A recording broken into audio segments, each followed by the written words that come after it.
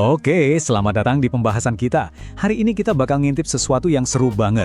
Gimana sih pendidikan zaman sekarang beradaptasi sama era digital?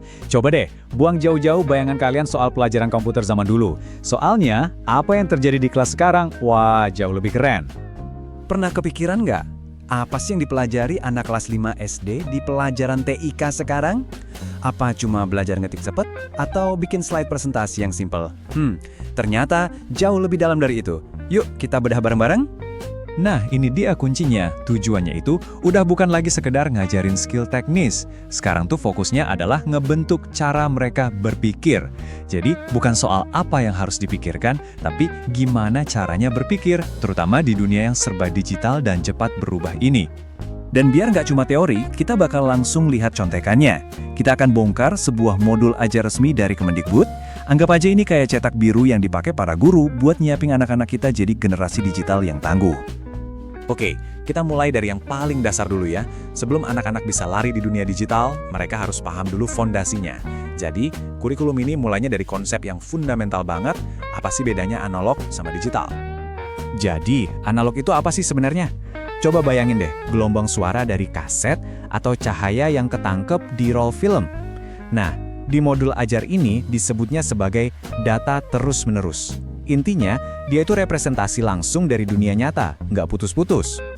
Nah, lawannya, digital. Beda banget sama analog.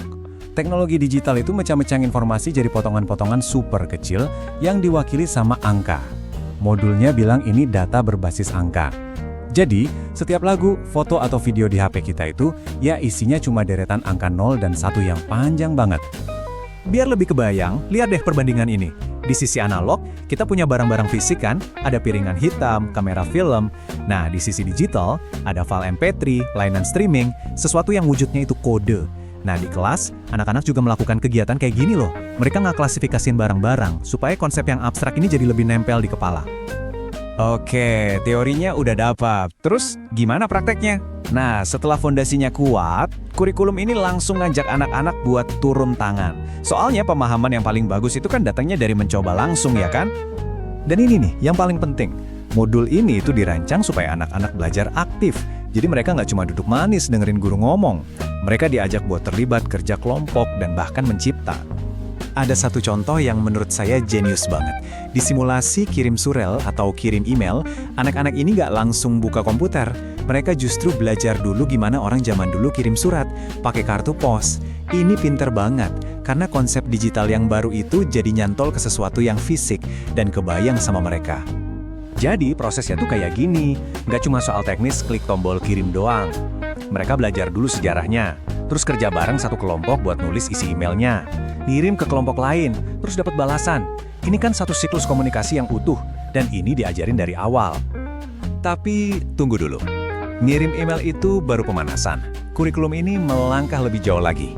Ini bukan cuma soal ngajarin skill teknis, tapi juga nyiapin mereka buat menghadapi tantangan sosial dan etika di dunia maya. Dan topik diskusinya, coba lihat deh, ini serius banget.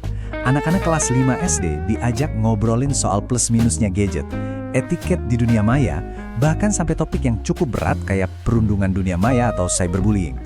Kerennya, mereka nggak cuma dikasih aturan, tapi diajak analisis kasus beneran dan mikirin solusinya bareng-bareng. Wah, ini krusial banget. Nah, ini membawa kita ke bagian terakhir dan mungkin yang paling penting dari semuanya.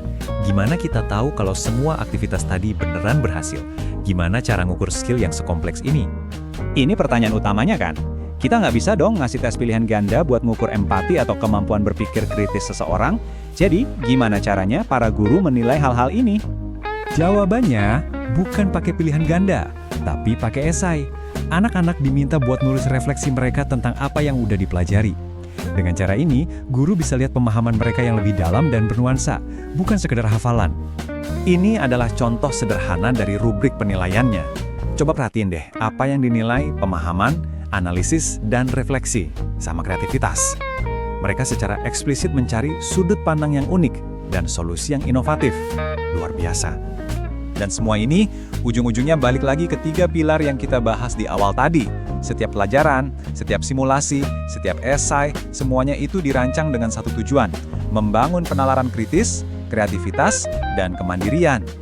Artinya, apa yang kita lihat ini bukan sekedar pelajaran cara pakai komputer. Ini adalah pelajaran tentang gimana caranya jadi manusia yang bijak, bertanggung jawab, dan efektif di zaman digital. Bisa dibilang, ini adalah kelas kewarganegaraan untuk abad ke-21. Saya mau tutup pembahasan ini dengan satu pertanyaan buat kita renungkan bareng-bareng. Kalau anak-anak kelas 5 zaman sekarang belajarnya hal-hal kayak gini, berpikir kritis, empati, kreatif, kira-kira dunia seperti apa ya yang bakal mereka bangun besok? Kita mungkin lagi ngintip sekilas dunia yang lebih baik yang akan mereka ciptakan nanti.